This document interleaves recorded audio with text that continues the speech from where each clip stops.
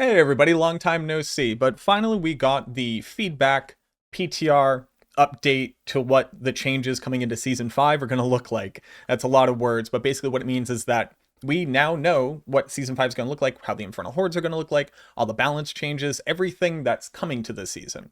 And most importantly, we have learned of what changes are coming for class balance, and then on top of that, basically every single unique item and what their new stats look like, what their new effects look like, how their damage ranges, etc., are going to be once we walk into that season and get those items. Now, if you're looking for a video telling you generally what is in the campfire chat and what's in the patch notes, go watch Rax. He's going to have a great video about it. I need to update all of my build guides before the season starts, and we just learned what the changes are. So basically, I'm going to strap myself to this desk and not leave until every single max roll build guide is updated for that eventuality. So I just don't have time to make that video. What I very specifically want to focus in on is obviously the Necromancer.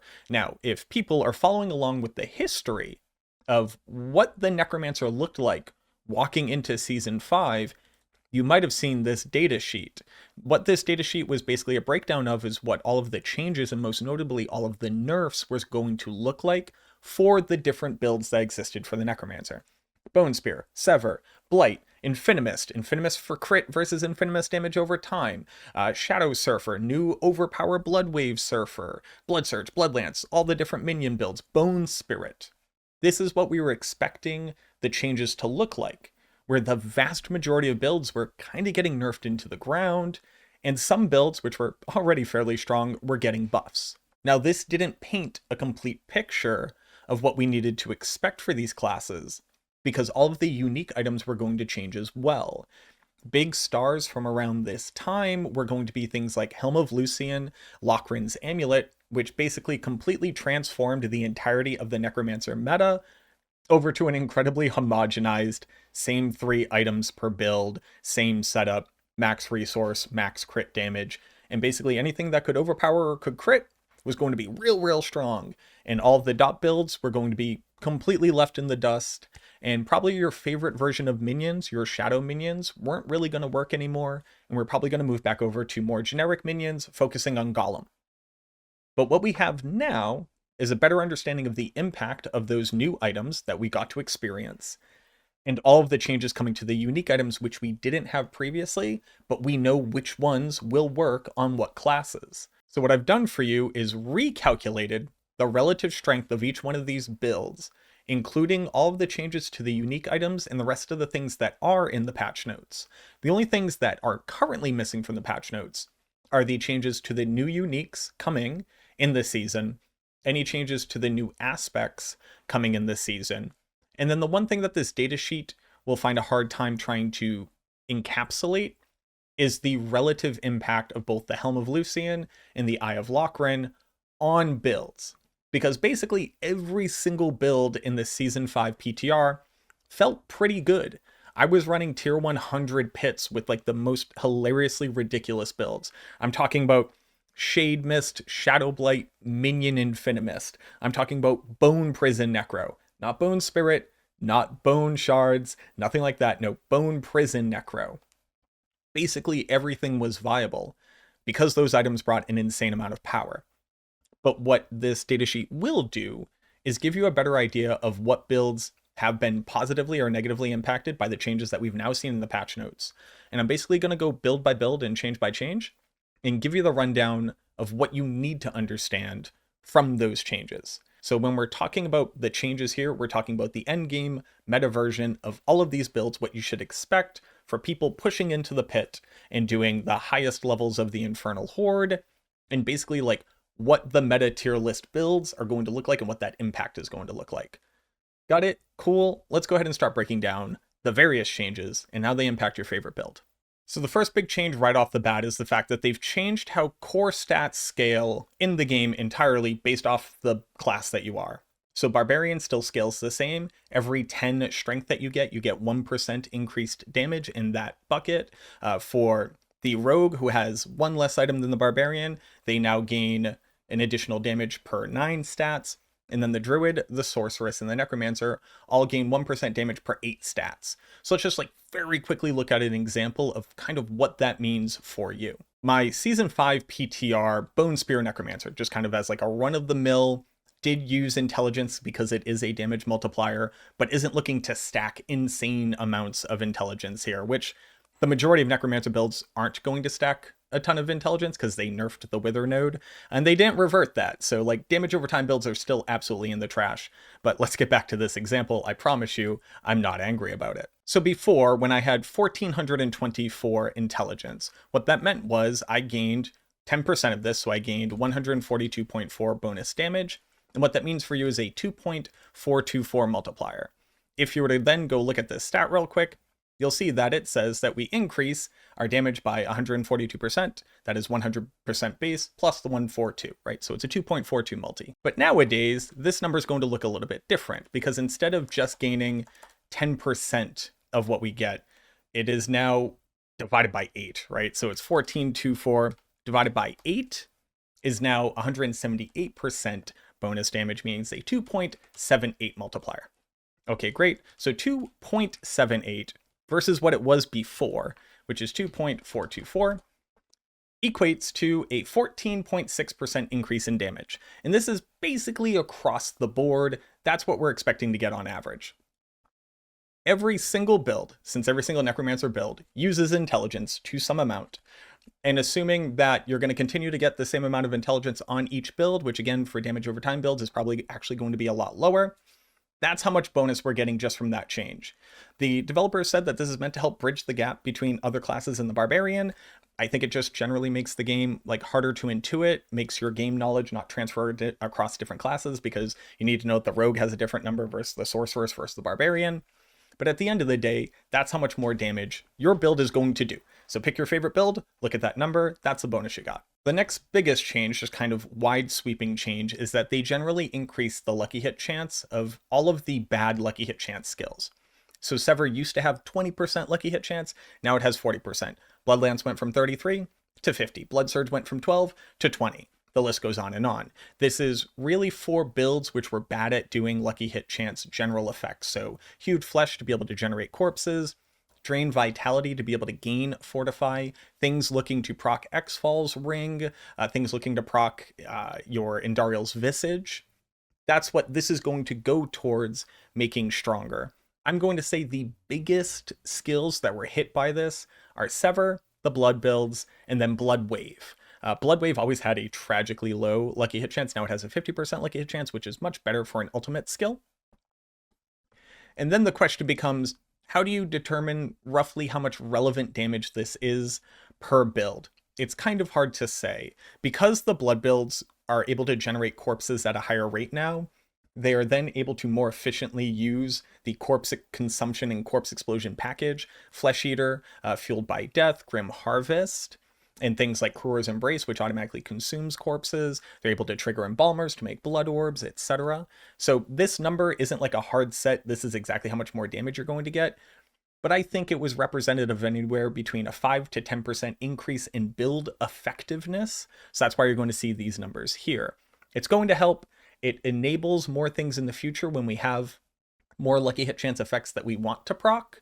It just turns out that like for the majority of the time, we're really just looking to proc Abhorrent Decrepify for reducing cooldown and corpse generation. The Bloodbath legendary node, this is the overpower node in the Paragon system. It used to say that your overpower damage was increased by 35%. Now it's 70%. So that's a pretty big bonus. The only thing that you need to remember about this is that, ironically enough, for our blood builds, so and not even all of them, Blood Surge and Bloodlance, you don't have a 100% overpower chance. You overpower anywhere between 1 to 3 or 1 to 4 attacks. On Bloodlance, you overpower more often. On Blood Surge, you overpower less. So when we're calculating any overpower bonuses for things that overpower 100%, which is Bone Spirit and Blood Wave, they get 100% of this bonus increase. For Bloodlance and Blood Surge is going to get a quarter of this bonus, and Bloodlance is going to get 33% of this bonus. So here you're going to see a pretty decent increase in damage. So again, for Bone Spirit, ironically enough, they're just getting an additional 25% damage. Same for Overpower Blood Wave. And then for Blood Surge, they should expect to get about a 6% damage increase here. And then Bloodlance a little bit more than an 8% damage increase. It's something, But the wildest part about overpower builds right now for the Necromancer is that the best overpower build is Bone Spirit, and it's not even close. Blood Begets Blood, on the other hand, is just like straight up pure power for any build that can pick up blood orbs. So this will be Blood Artisan's Cuirass Bone Spirit, Blood Wave, as well as Blood Lance. Ironically enough, you don't really use this a whole bunch on Blood Surge, or sometimes people do, but I generally don't believe that's worth the point investment, because you just can't choose to automatically pick up the blood orbs on Blood Surge. You kind of just have to sit there and spam. So the bonus here used to get 30% bonus, now you get 50% bonus. So on builds that can benefit from this 100% of the time, so Shadow Surfer and OP Blood Wave, they're getting a huge 15% damage bonus here. Blood Lance is also getting a 15% damage bonus here. You could argue that other builds could be using this thing, but at least as it's defined by the meta right now, Blood Surge just really doesn't, and no other builds do as well, outside of very specifically Blood Artisan's Cuirass, Bone Spirit, which does look like pretty good. The unique items gave it like a massive overhaul to damage. We just have to figure out whether or not they fixed the bug with it. The next big change is coming in the Ring of Starless Skies. This was always generally the best ring, and now it's just strictly better. More attack speed, more critical strike chance, and then +2 to core skills, which is probably the biggest total bonus that you're going to get here, other than activating certain systems for builds, meaning that you don't need to get those stats on other gear pieces. It's a whole long story.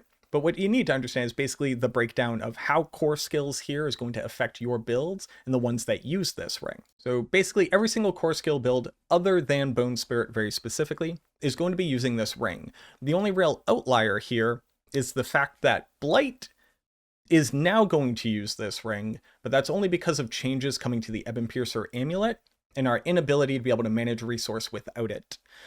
So very interestingly enough, we're going to have to play the game with Starless Skies now that we know what changes are coming to Ebon Piercer. So it's going to increase the effectiveness of Blight by an amount. We just don't know what that amount is yet. And in general, walking into Season 5 PTR, Blight was outputting about 30% of its expected damage, just like my original calculation said that it would, while hilariously, they actually hadn't nerfed the Wither node yet. So once they actually successfully nerf the Wither node like they intended, it's going to be even worse than what we thought previously. So this number is going to get a lot worse than it is currently right now. We just don't know by how much. The biggest outlier here is that the Sever build is going to probably gain the most from this ring. It desperately wanted crit chance, it desperately wanted attack speed, and those +2 core skill ranks on it is a big buff, because you get the initial damage of Sever, the secondary damage of Sever, and then the Sever damage every single time that it travels. So it gets 4 damage instances that were all getting buffed by these +2 core skills. Moving on to the generic uniques, X-Fal's ring saw some interesting changes here. So just more all stats, more damage over time. They added vulnerable damage as opposed to cooldown reduction, which is rough. I just generally wish that they didn't do that, but I'm not here to complain. The lucky hit chance was drastically increased here. So it used to be you would proc once every 50% of the time. Now it's once every 75% of the time. And while it's difficult to calculate the exact number of procs expected over a given time for a damage over time build, this is obviously most notably going to impact both Shadow Surfer, which may now use this, like the damage over time version of Shadow Surfer, may actually use this ring, but I think that build's going to look pretty drastically different than it does right now. But obviously the Infinimist Necromancer, or what we're kind of jokingly calling it Mostly Mist Necromancer at this point, we do need to like better experience Infinimist and see what it looks like with the cooldown reduction that you can get and how we can manage that. But for Mostly Mist, or what you may know as Infinimist, X-Falls is representative of like a fairly decent increase to the crit version of this build. The crit version of this build is kind of hard to really encapsulate what that's going to look like, only because we don't really see the downstream impact of any changes to like lucky hit chance, because we use Blight and Corpse Explosion, which weren't buffed. But there's a universe where you can build into it again. It may be decent, and X-Falls is going to go a decent way to be able to increase that damage output. Banished Lord's Talisman also saw some like hilariously interesting changes here. So percentage maximum life is obviously huge. Attack speed is like kind of nice. The thing about the Necromancer though is the only builds that actually use Banished Lord's Talisman in the endgame is Bone Spirit. Neither of the Blood builds do. Hilariously enough, the Blood builds desperately needed the critical strike chance on Banished Lord's Talisman to be able to reach 100%. So by removing that, it's like a net negative for them. The attack speed on it is completely useless on the blood builds, which could already get blood attack speed tempers on the rest of its gear. It's about a 2% damage increase for Bone Spirit, and it's going to make it slightly harder to manage resource, which is going to make us more gear dependent. So like, sure, why not? Going on to the Necromancer, very specific uniques. Black River saw a pretty decent overhaul here, and you may kind of turn your head and go like, what's going on here? So Black River is now going to give you attack speed as it's implicit, as opposed to life on kill. I think that that's a fantastic change. Attack speed is like really hard to get on like the majority of gear slots, honestly, at this point, especially since we're going to be using more uniques. So the attack speed here is really nice. A massive increase to how much intelligence you can get on your item, considering it was less than what you could normally get just because it was an outdated item. And then what they've done is they've increased the ranks to Fueled by Death, and then also increased how much damage you get per corpse from the unique aspect. Interestingly enough, they have reduced the bonus area that you got, and I think that's like perfectly fine. The total bonus area that Black River added to regular corpse explosion was basically like more than a screen and a half of total area. The thing that I'm hoping is that this change to area indicates a fix for the fact that it doesn't work with blighted corpse explosion, because right now it just doesn't. So having like 5 corpses consumed doesn't actually change the radius of blighted corpse explosion. And the temper that increases corpse explosion radius is just a very low value temper on our gear. But what this means for us is that builds that want to use Black River, so again, most notably Infinimist, but the damage over time version of Infinimist, are going to see a pretty big increase here, a 40% total increase in damage. Now, sadly, damage over time is in the trash, and on top of that, Corpse Explosion was already one of the worst scalers for damage over time, ironically enough, moving into Season 4. So hopefully this is kind of enough to at least put it back on par with the rest of the damage over time builds that are in the garbage.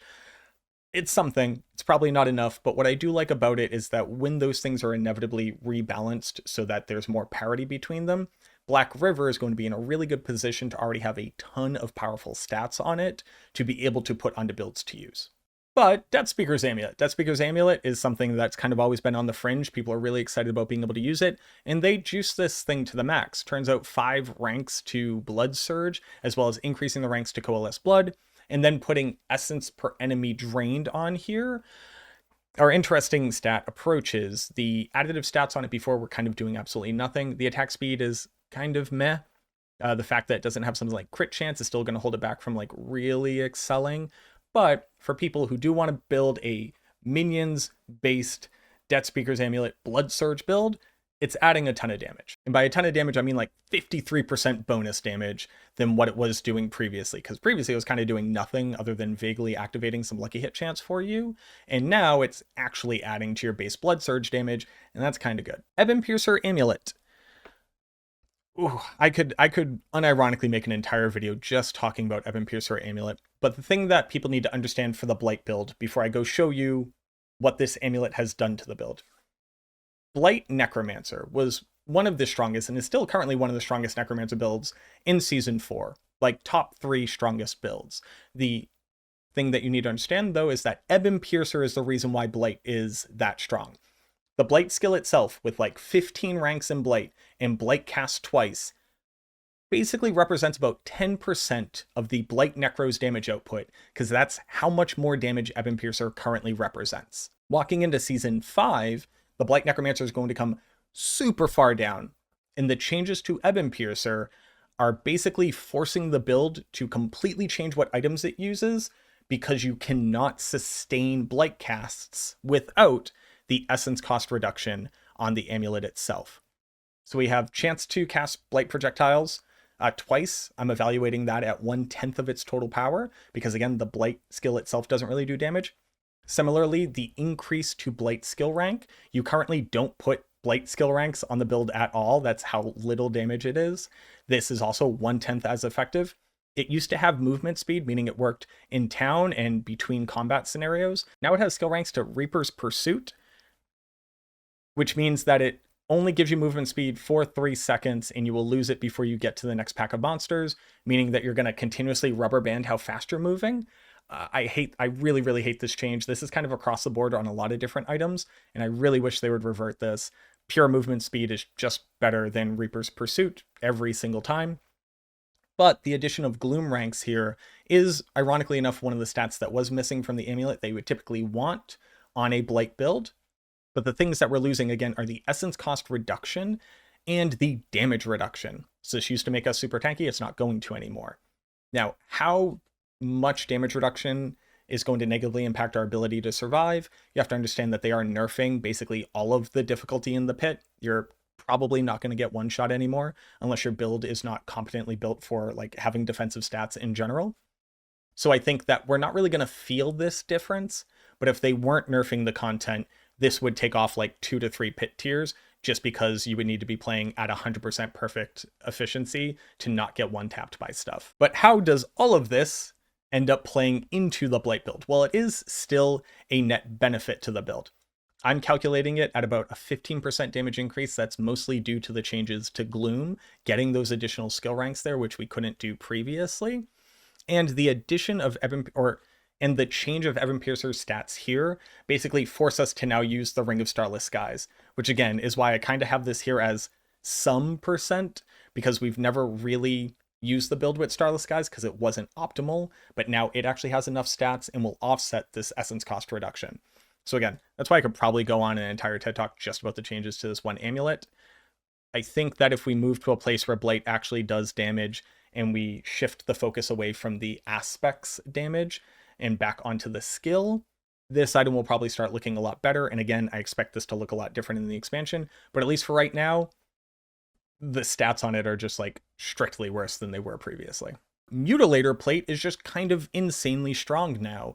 The interesting thing here to note is that this total armor roll on the current strongest meta version of Bloodlance, which is able to clear, I think, tier 120 in the pit, needed a greater affix total armor roll to be able to hit armor cap without sacrificing skill points or paragon points, because of how hard it is to stack armor when your Blood Moon breaches also don't give you armor, and your Shaco that you're wearing also didn't give you armor. Now, Shaco is going to grant you flat armor, meaning that we're probably going to be able to get there by sacrificing some additive in the Paragon system, but that was actually like probably the biggest thing that I wish they didn't change here was this total armor roll.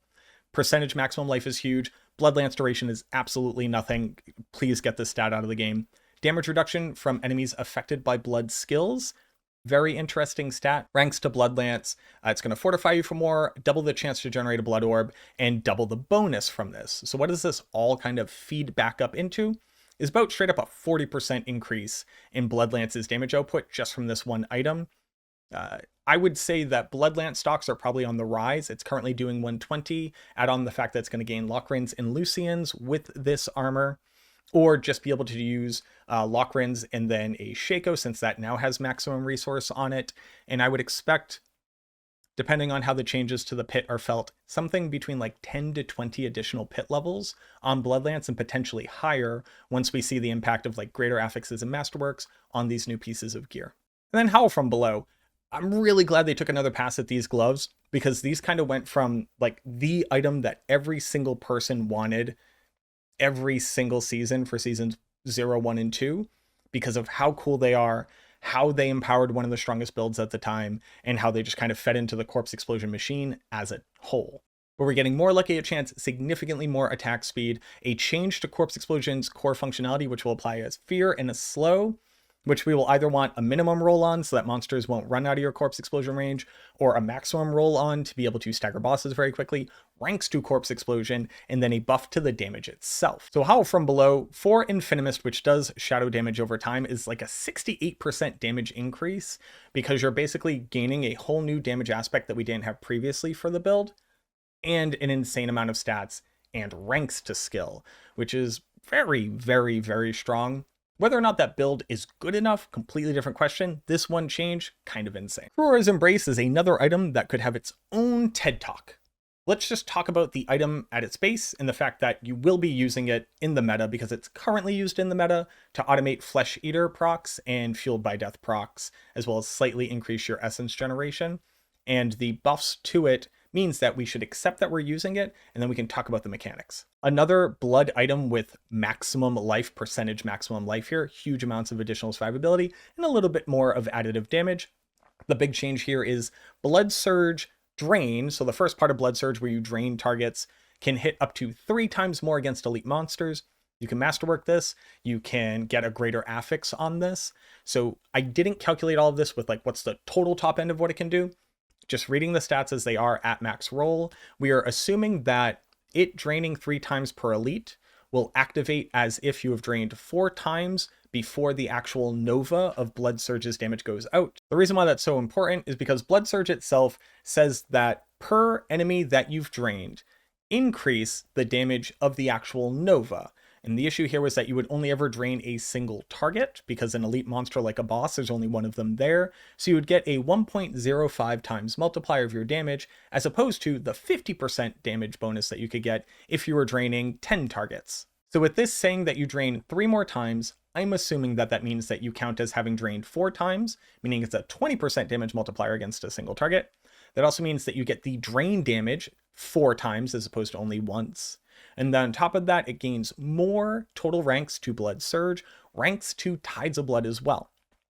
Add on to all of this, the fact that we're triggering the drain multiple times leads to more lucky hit damage instances, be able to generate more corpses from hewed flesh at the increased lucky hit chance rate of the Blood Surge now being 20%, means that with the aspect that makes you surge twice, you are now hitting a target or a boss 6 times per cast, assuming that that is going to work the way that we expect it to and it will carry lucky hit chance. You should assume to always generate at least 1 corpse every single time that you cast, meaning that you will get the total bonus and always have Flesh Eater up and always have Fueled by Death up. Okay, cool. What that means is that for Blood Surge builds, this is nearly a 2 times damage multiplier for Blood Surge itself and for Surge minions, which also uses these gloves. That's an incredible amount of damage to get out of a seemingly small amount of changes to a unique item. I think that this is probably the most interesting unique item in that it drastically changes like the core functionality of a skill and how it will then interact with every other system. I applaud the developers for this change. I think it's super cool. I hope to see this type of stuff in the majority of uniques where we kind of got like more generic or just kind of like average changes to how functionality works. This one is like piece de resistance, exactly what I'm looking for. Blood Moon Breaches. Holy crap, they made them stronger, and this just made Bone Spirit insanely stronger. Also, OP Blood Wave, and to a lesser degree, it did buff the blood builds. So most notably, it's losing its damage reduction. That's actually really big. The damage reduction here was incredibly massive. Now, it is adding additional ranks to curses, which means that your Decrepify is going to reduce incoming damage by a larger amount. It's not the same amount that you would have gotten from the damage reduction from cursed targets, but it does kind of bridge that gap a little bit. You're also losing a little bit of damage because it no longer has Amplify skill ranks, but that's a very, very small difference in damage. It's going from a 1.7 multiplier to a 2.5 multiplier. Why? Because Bone Spirit needed to do more damage for some reason. For Bone Spirit, these pants alone now represent a 42% damage increase on the strongest build ever. Wild to me. Overpower Blood Wave also gets to enjoy a 42% damage increase because you overpower on every single cast. For Blood Surge, which only overpowers once every 4 casts, it's a 10% increase. And then Blood Lance, which overpowers once every 3 casts, is a 14% damage increase. Similarly, for Surge Minions, it's another 10% damage increase. This is where these builds currently rest for their change in total from the original nerfs/buffs that we saw, and then the new buffs/changes to builds that are harder to kind of calculate. Now, this doesn't paint the whole picture, but if we ignore on some builds, which are going to use the Helm of Lucian, as well as use Eye of Lochran, Bone Spear gained additional damage, but is still weaker than it was in Season 4. Bone Spirit is just insanely stronger. Like, it was only gaining 20% damage before, and then without including like the boots of Path of Trigul, which like vastly buff Bone Spirit, it's actually insane how much damage Bone Spirit's going to do. I can't stress it enough. Best build by like if this is the 5th best build and the 4th best build and the 3rd best build and the 2nd best build, Bone Spirit is off the charts. Holy crap, it's insanely big. Sever is looking better than it was before. Blight is looking slightly better than it was before, but still very bad. Similarly, Shadow Surfer is looking slightly better, 14% better, but still losing a vast majority of its damage. Infinimus is still down. Crit Mist is still down. OP Bloodwave, which is just not a build that existed before, is going to do significantly more damage than it did. Still not as good as the majority of other builds. I'd put it somewhere around C tier based off my testing, but still really, really good. Blood Surge, through the roof. This thing might be a B tier build, and that is a huge improvement. Similarly, Bloodlance, which was already fairly good, like tier 120 pit, actually fairly good for that build. I think it's going to go somewhere around like tier 130, 140, maybe a little bit higher. It depends on how the changes are. Bloodlance, maybe going all the way up to A tier here. Minions, where I think the majority of people are going to swap over to just focusing on Golem again, using Kalan's Edict to free up a bunch of stats on its gear, be able to hit crit chance cap significantly easier. Going to do a lot better. Shadow minions still kind of in the dirt due to losing the blighted aspect. Thorns minions a little bit better. Surge minions similarly a lot better. Surge minions is just bad blood surge, but it will probably feel good enough where you won't get completely trolled on by bringing it into a tier 100 pit. But do I think that this patch was a success? That's really hard to say. My initial feeling when reading these patch notes, unironically, and if you were to go back and watch the VOD, I was not happy. I was very much not happy. Mostly because I feel like a lot of the changes are kind of out of touch with the issues that the Necromancer is actually experiencing. And all of these changes to unique items, to add on to them, and to fix the skills, like your Cruor's Embrace fixes Blood Surge, which means I have to use Cruor's Embrace. Now, according to the devs, this is the Blood Surge unique, so you should be using it. But that also means I don't get to play the game in the way that I want to. I don't get to build the way that I want to.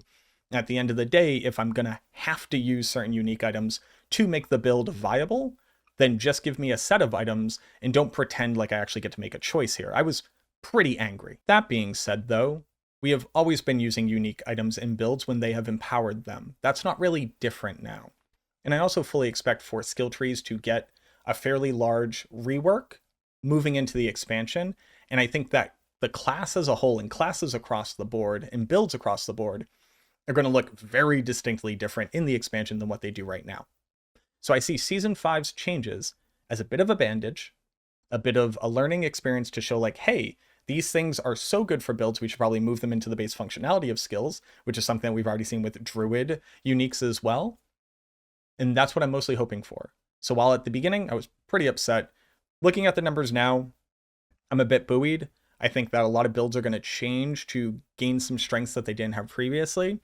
And I'm glad that blood builds, even though it's all on the backs of unique items, are now going to be significantly stronger and probably feel a lot better to pilot. Similarly, I'm glad that Sever is actually a competent build now that will work. I'm glad that Bone Spear will continue to get a little bit of power now that it's kind of fallen by the wayside a little bit. Bone Spirit was already my favorite build. I don't think it has to continue to get buffed, but it feels amazingly cool to play the build. So people who have never experienced it or never tried it, this is the season to do it. It's going to be bananas. I just hope that basically my predictions are right, that the builds that are currently underperforming are, and it is abundantly clear this season, so that that type of feedback can make its way into whatever the final form of the expansion is going to look like. So when we move into Season 6, I'm not still complaining about the fact that damage over time got nerfed into the ground. I'm not still complaining that blood builds are so reliant on overpower damage that they can't build any other way, and the fact that they even have different options in the skill tree is kind of laughable. We are still relying on only very specific items for minion builds, and none of the items that are meant for minion builds actually benefit minions. So that's where I'm currently at. I think they have succeeded at making a lot of these builds significantly more competent and playable, and people will be able to push further into the end game with them. And I hope that I've underestimated the power here, and we actually get a lot more out of it than what I expect, so that people can enjoy the game better. I'll include this datasheet, like I typically do, down in the description below. If you made it this far, go ahead and subscribe to the channel, leave a like on the video as well if you appreciated this. I know it was a bit of a long one, but there was a lot to talk about. They have shifted a lot with these unique items, and I basically hope that it doesn't just spell the end for actual itemization and like build diversity, and we don't get super homogenized, but like hey man, enjoy it while it's here, and hopefully that doesn't come to pass. Thank you so much for watching this video. I truly hope that helps you become better equipped walking into Season 5. I'm going to do my damnedest to get every single build guide updated as soon as possible. You'll probably see a huge rollout on Max Rolls soon, so look forward to that. And as always, I look forward to seeing you in the next video.